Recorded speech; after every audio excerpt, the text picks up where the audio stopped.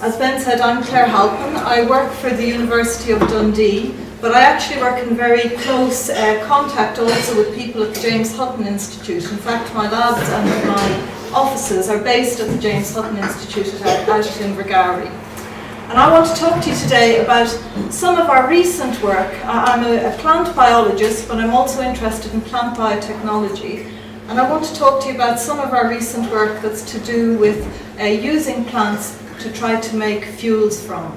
So I've worked here in Dundee for 18 years. Before that, I worked in industry for 6 years doing a postdoc position at Zeneca Seeds, or what then became Syngenta Seeds. And during my time there, I got very interested in the possibilities of actually not just understanding how plants work as an academic, that's obviously what I'm interested in, but also trying to see how we can manipulate plants so that we can better feed and clothe the world, so that we can make fuels and chemicals from them, and so that we can even potentially mitigate carbon dioxide emissions and climate change. So that's really what I want to talk to you about today. Now, biofuels, which will be a main focus of some of the talk, as many of you know, I'm sure, are fuels that we make from plants or algae that have been recently grown.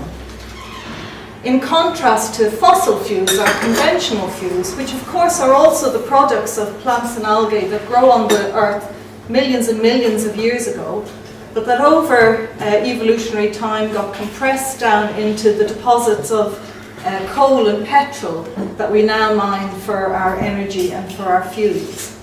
And of course, these fossil fuels are non-renewable. There's a finite amount of them, and we're getting to the point now where we've actually really mined about 90%, they reckon, of the oil that's easily available. And this is where you hear of new technologies like fracking coming in these days. It's getting increasingly hard for us to mine energy from the earth in ways that are environmentally acceptable. We're having to go to harder and harder ways to get that last few percentage of oil out.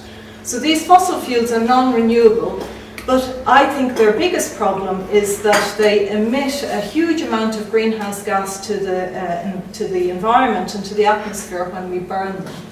So all of the carbon that's currently, or that in the past was locked up in the earth in coal and oil deposits, is now being burnt, and that CO2 is being emitted into the atmosphere. And this is contributing, many people believe, to climate change. In contrast, if we think about biofuels, these are fuels that would be made from plants that had recently grown, and while those plants are growing, they actually absorb carbon dioxide from the atmosphere. That's what plants do. They take carbon out of the atmosphere and fix it into their stems and their leaves. They make grain from it and roots, and they sequester that carbon out of the atmosphere and into the plant body. So if we make fuel from those plants and then we burn it, we're really only emitting back into the atmosphere carbon dioxide that was recently removed from it.